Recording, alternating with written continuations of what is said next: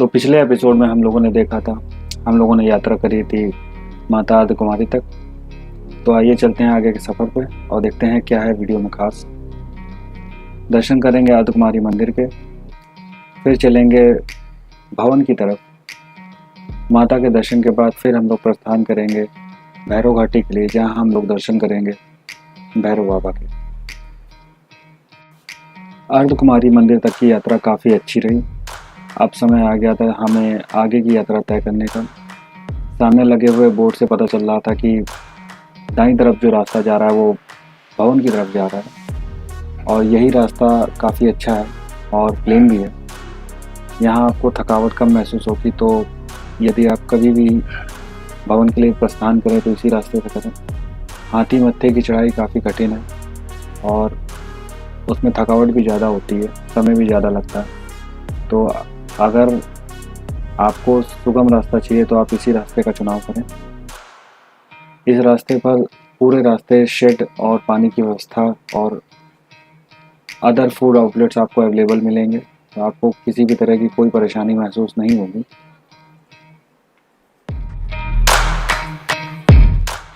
चलते चलते हम लोगों को थोड़ी थकान महसूस हुई, तो हम लोग कुछ देर डोसा पॉइंट पर बैठ गए।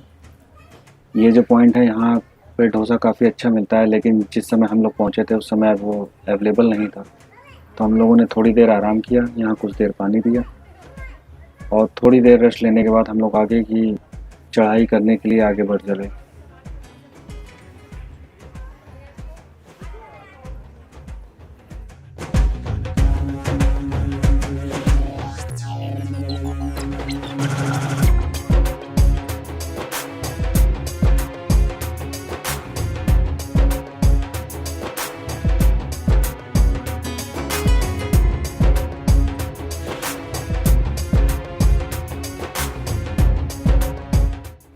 वैसे तो माता वैष्णो देवी की यात्रा पे आपको मोहक दृश्य पूरे रास्ते ही दिखते रहेंगे, लेकिन अर्धकुमारी से भवन तक का ये रास्ता काफ़ी अच्छा और सुगम है, जिससे इस रास्ते की प्रतिभा और बढ़ जाती है।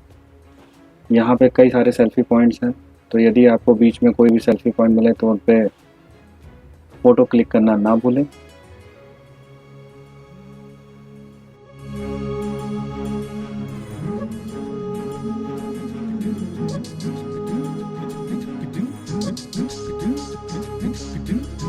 ज़्यादातर यात्री आपको इसी रास्ते से आते जाते प्रतीत होंगे, क्योंकि ये रास्ता काफ़ी सरल है और आसान भी है, और छोटा होने की वजह से सभी यात्री इसी से आवाजाही करते हैं। इस रास्ते पे घोड़े, पिट्ठू या पालकी कुछ नहीं नज़र आएगा। तो यदि आपके पास बच्चे या बुजुर्ग साथ में यात्रा कर रहे हैं तो इस रास्ते का चुनाव अवश्य करें।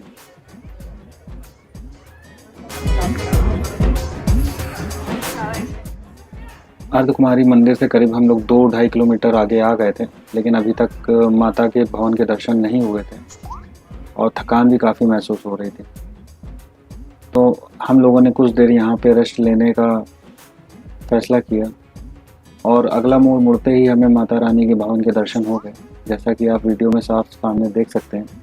लेकिन अभी भी यहाँ से माता रानी का भवन कम से कम 2-2.5 किलोमीटर और है आगे दिख रहा है।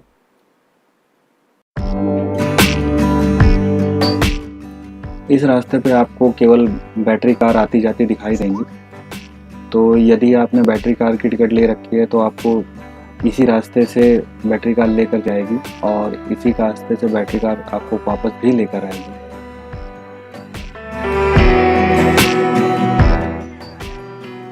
कुछ जगहों पे नज़ारे इतने अच्छे हैं कि यहाँ पे कुछ देर रुक कर इन्हें निहारना ना भूलें। साथ ही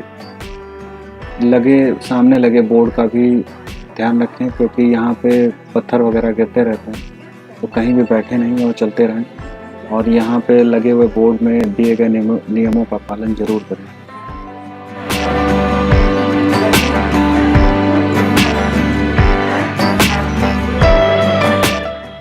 इस जगह से माता रानी का भवन करीब आधे से 1 किलोमीटर ही रह गया था, लेकिन अब थकान काफ़ी महसूस होने लगी थी, क्योंकि हम लोगों ने कुछ खाया पिया नहीं था और काफ़ी थक भी चुके थे। तो हम लोग यही सोच रहे थे कि जितनी जल्दी से जल्दी हो सके हम लोग शाम होने से पहले माता रानी के भवन तक पहुंच जाएं।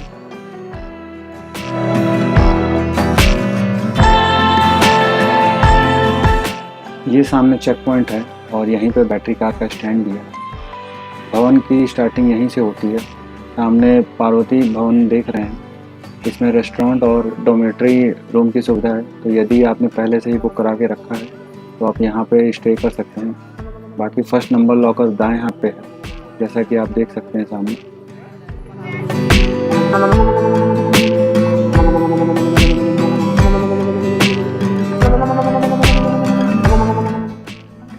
यहाँ पर पहुँच के हम लोगों ने ये प्लान बनाया कि हम लोग शाम को दर्शन नहीं करेंगे, हम लोग सुबह उठकर दर्शन करेंगे।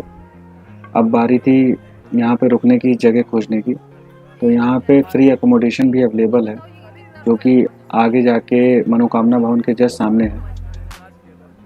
लेकिन आपको यहाँ पे जगह पाने के लिए थोड़ा सा जल्दी पहुँचना होगा, क्योंकि फ्री एकोमोडेशन होने की वजह से ज़्यादातर जगह आपको भरी ही मिलेगी। यहाँ पे फ्री कंबल स्टोर भी है, जहाँ पर आप 100 रुपये प्रति कंबल के हिसाब से फ़ी भर कर आप वहाँ से कंबल ले सकते हैं, जो कि आपको कंबल वापस करने पे वापस हो जाती है।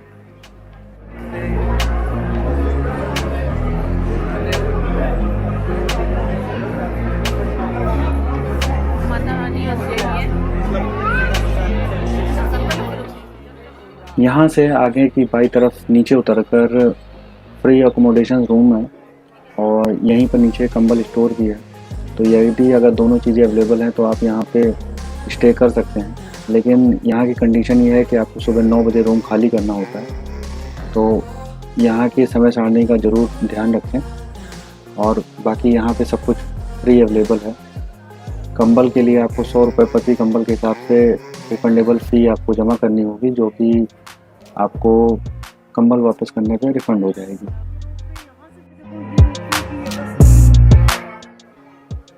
रात के अंधेरे में माता रानी का भवन कुछ और भी अलग दिखता है, तो यहाँ पर आकर थोड़ी देर खड़े होना ना भूलें। ये बगल में रेस्टोरेंट है, जहाँ पे आपको ईज़िली खाने पीने की चीज़ें अवेलेबल हो जाएंगी। लेकिन यहाँ का कढ़ी चावल काफ़ी अच्छा है, जैसा कि पहले भी मैंने बताया था। तो यदि अगर आप यहाँ आएँ तो कढ़ी चावल खाना ना भूलें।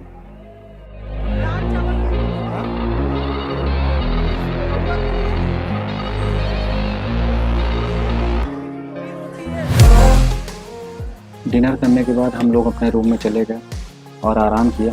सुबह उठते ही हम लोग नहा धो के रेडी हो गए ताकि हम लोग दर्शन कर सकें। ये सुबह का नज़ारा है, करीब 7 बजे का।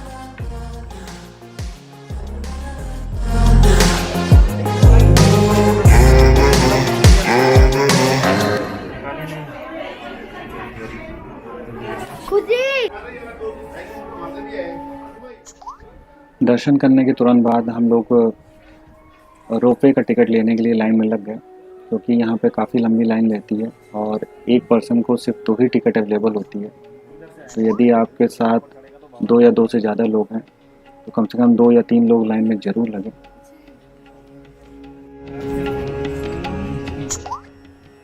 रोपवे से भैरव मंदिर तक का रास्ता सिर्फ 2.5 से 3 मिनट का ही होता है। तो जिनके साथ भी बच्चे या बुजुर्ग हैं उनके लिए ये सुविधा काफ़ी अच्छी है। 100 रुपये में आपको आने और जाने दोनों का पास मिलेगा, लेकिन ये पास सिर्फ 2 घंटे के लिए ही वैलिड होता है। तो 2 घंटे में आप अपने दर्शन करके वापस ज़रूर लौट आएं।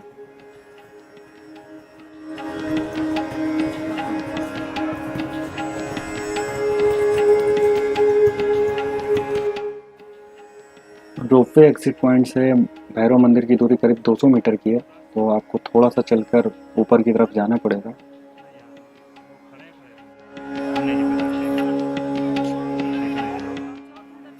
माता रानी के भवन का ये सबसे लास्ट पॉइंट है। यहाँ पे आपको हमेशा ही भीड़ देखने को मिलेगी। सर्दियों में यहाँ पे काफ़ी बर्फ़बारी होती है और यहाँ पे काफ़ी ठंडक रहती है। यदि आप माता रानी के भवन के लिए यात्रा कर रहे हैं तो अपने साथ गर्म कपड़े रखने ना भूलें, क्योंकि यहाँ का मौसम कभी भी चेंज हो जाता है।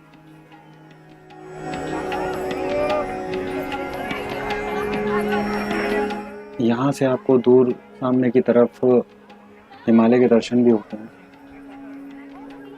यहाँ की वादियाँ आपको मंत्रमुग्ध कर देंगी। यदि आपके पास थोड़ा समय हो तो यहाँ पर थोड़ी देर अवश्य बैठें। ये सामने सांझी छत का हेलीपैड है जहाँ पे हेलीकॉप्टर्स लैंड करते हैं। भैरव मंदिर के दर्शन के बाद हम लोग नीचे की यात्रा करने के लिए चल पड़े।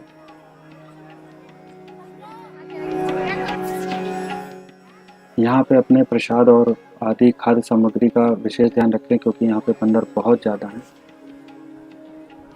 भवन से नीचे उतरने में हम लोगों को रात हो गई।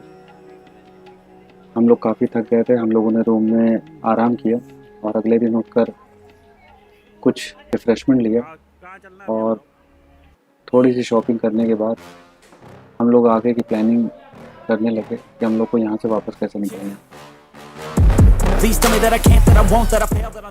तो आइए देखते हैं हम लोगों ने यहाँ तक कितना खर्च किया। यहाँ पर आने का हम लोगों का एक तरफ का किराया करीब 510 रुपये था। यहाँ का होटल का खर्च करीब 2 दिन का हम लोग का 1200 रुपये लगा और खाने का करीब 600 से 700 रुपये का खर्च आया। यदि आप यहाँ आ रहे हैं तो इस खर्च में करीब 1000 रुपये एक्स्ट्रा जोड़ के चलें क्योंकि यहाँ पे जो छोटे मोटे खर्चे होते हैं उसको आप कैलकुलेट नहीं कर पाएंगे।